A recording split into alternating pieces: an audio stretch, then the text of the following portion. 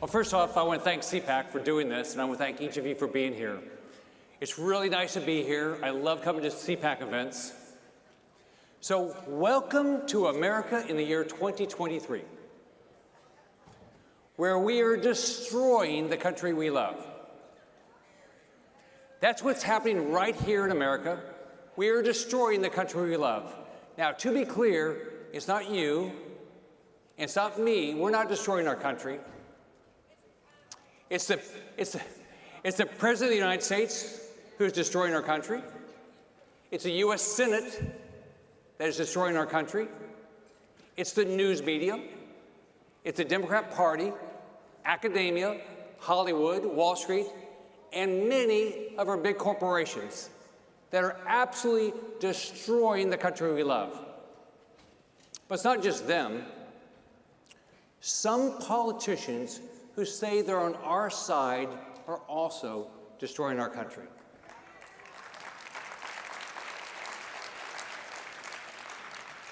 They are all destroying our country, and we are going to stop them cold.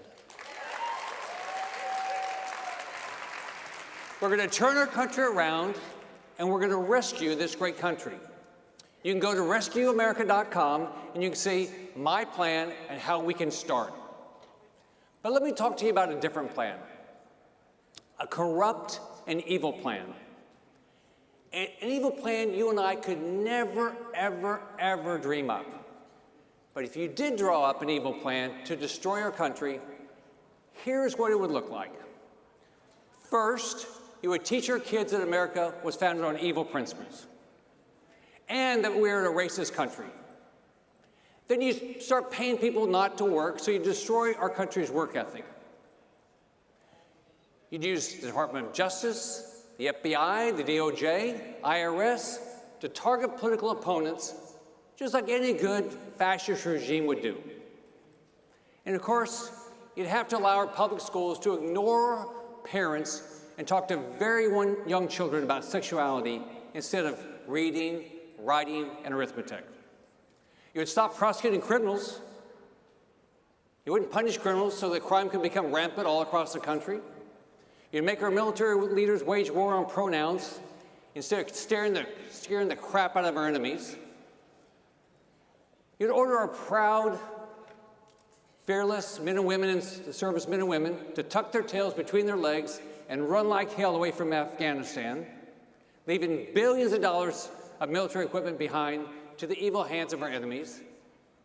But there's more you would do. You would increase our debt every year to world record levels so we could never repay it. Then you'd say, let's open our borders to illegal immigrants, criminals, terrorists, drug smugglers, and watch 70,000 Americans die of fentanyl overdose each and every year. You'd make our country dependent on another country for its energy and life-saving drugs. You'd force Wall Street to bend its knee to insane political correctness. And you punish all the companies and investors who don't cave in. Oh, you wouldn't forget socialism, that evil idea that killed, 100 million people last century? Always ends up in poverty, oppression, and death. Oh, you make it into a new, hip, new idea, wouldn't you? Kids today, they wouldn't know the difference. We would teach our young kids that the new religion is climate change, not Christianity or Judaism. And you'd have to erase science and biology, pretend that there are millions of genders and there's no difference between a man and a woman. You'd limit free speech by canceling anyone you disagree with, and you declare their views to, quote, be, quote, unsafe. Then you'd encourage people, you should segregate yourselves and judge each other by the color of your skin or your religion. Ignore the content of the character.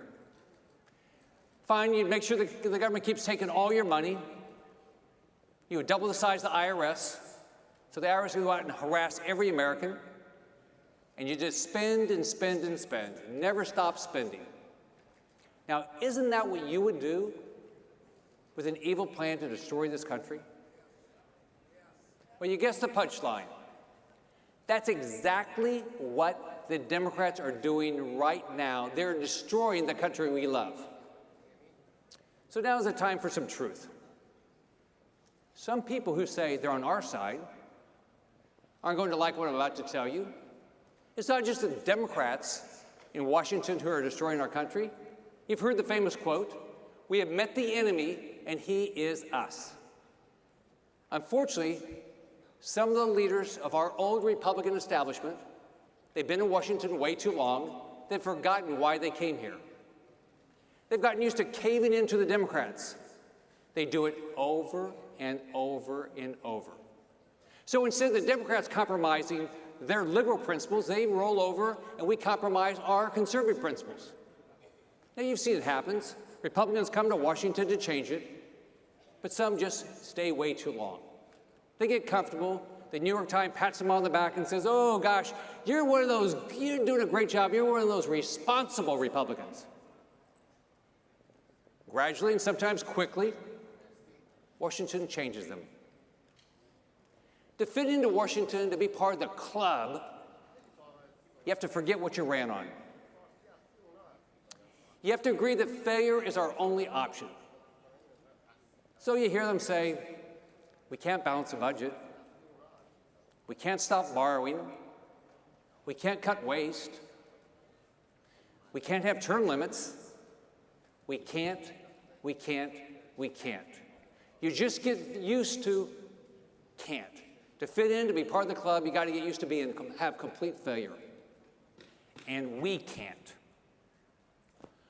We can should be the only phrase not just used on the campaign trail, but every day up here in D.C.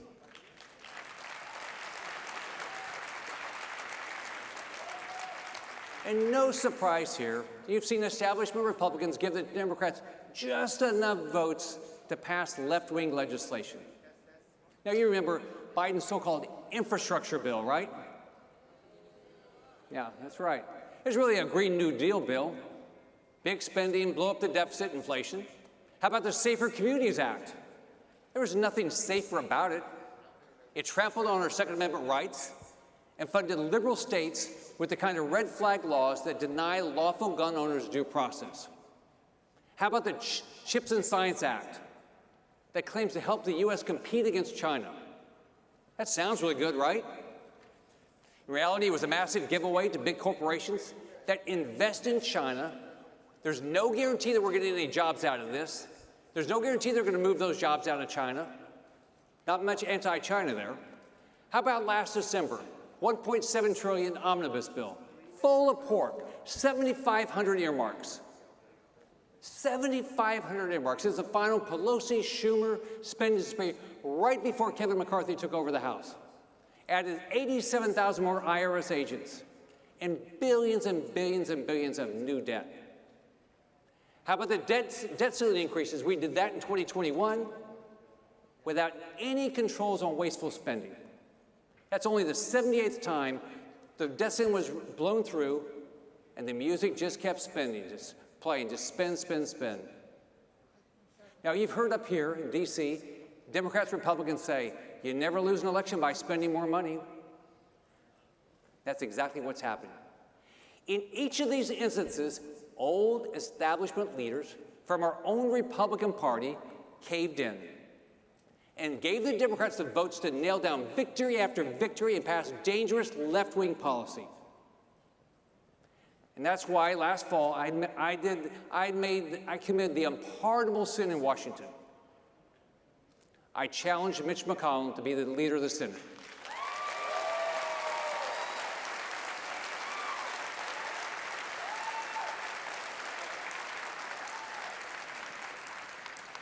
Now, when I took on Senator McConnell, I didn't think it was going to be easy. I assumed I'd have a hard time winning. But guess what? We have to start somewhere.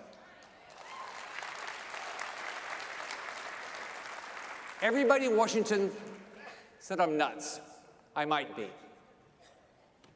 But we cannot put up with this BS anymore. Now, I'm seeking to become the least popular person in Washington, and I'm happy to report I'm making a lot of progress. I got the president lying about me, both Democrat and Republican Senate leaders lying about me. Pelosi, she says terrible things about me. You got the president's incoherent press secretary attacking me. So my plan is working.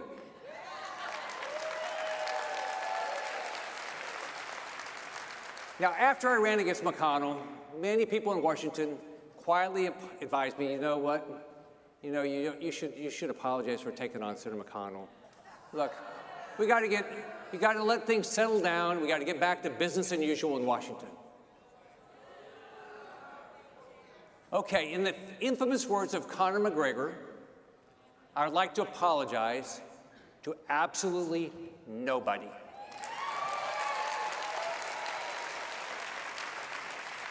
It is our job to stand for truth and freedom. We will each do it, no matter the cost. We have to. My message to you is this. These people in Washington who don't like me, they're not very fond of you either.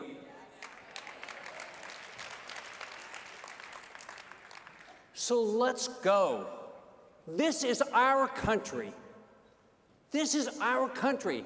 And this is the time we have to rescue this country. This is the country that every one of us believes. We all have to get more active. We are going to take this country back, and it starts with giving Republicans in Washington a backbone to stand up for what we believe in and we campaign on. My belief is that my challenge to Senator McConnell was not the end of something, it was the beginning of something. Here's an idea.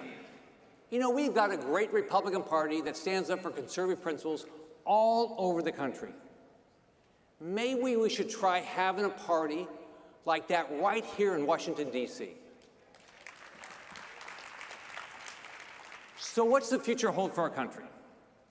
We all wonder about that. We all worry. In our darker moments, some fear that Americans' best days are behind us, that our greatness is just a memory. But for a kid who grew up in public housing, born to a single mom, who told me I could be anything because of the country I grew up in, I'm here to tell you that's not true. We can beat them. We can beat this. We are limited only by our failure to believe we can. We can turn this country around, and here's how. We can reverse our decline, restore our economic health, defeat this homegrown socialism. We actually can balance our budget. You do it. We all do it. We can grow our economy. We can protect Social Security and Medicare. We can actually build an open, new economy that creates jobs naturally, bottom up, not top down from Washington, D.C., based on some program. And when we free ourselves from the reins of government, from the reins of what they do in Washington, D.C., here's what's going to happen. We're going to grow this economy exponentially. And we'll have the resources to do everything we want. There is a new, powerful, and prosperous American economy waiting for each of us. We just have to have the courage to change course and dream bigger. We can renew our country's culture and moral health by defeating the wokeness and identity politics that are pitting Americans against Americans, and they tear our nation apart. We can replace wokeness with something that actually works. A renewed, strong, uniting, and healthy American culture.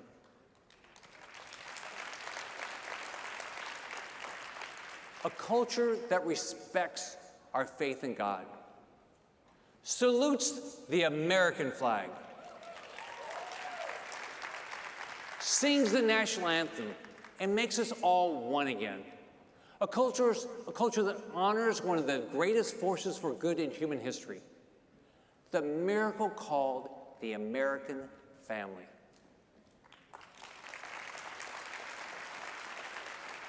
But without strong families, instilling a common culture to bring us all together, our differences become divisions, and they tear us apart. The Democrats' identity politics is really cultural segregation. And segregation is not allowed in America. We can win the battle for the future with China, and we can defeat every tyrant in the world.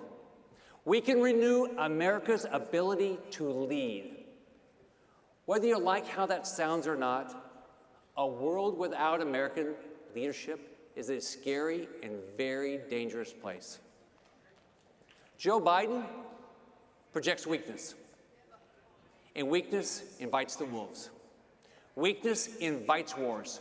Look at Ukraine. The single best way to have peace on this globe is to have a strong, strong America. This is our obligation. We can do this, and we should make no apologies to anybody in the world that we will do it. Finally, and this is important, our political system, like our president, is old and lost. I don't think any of us can pretend that our president is competent. At times, I'm not even sure he is the president. I fear our government is being run by a bunch of spectacularly incompetent neo-Marxists.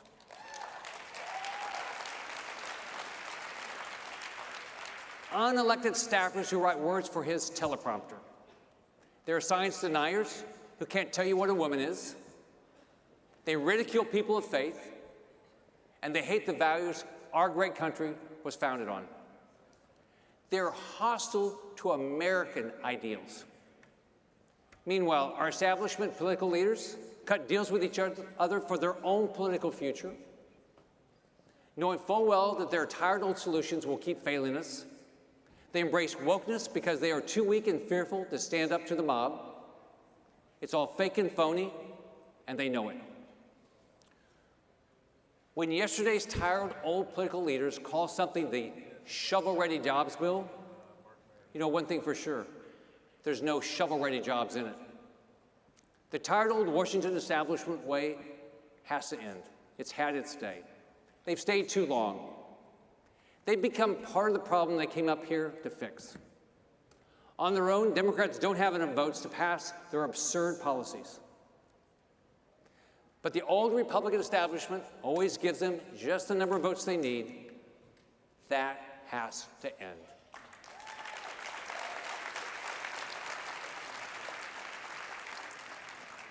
Let it begin with us. Let it begin right now. Let it begin right here. It's always morning in America. God bless you and have a great day. Bye-bye.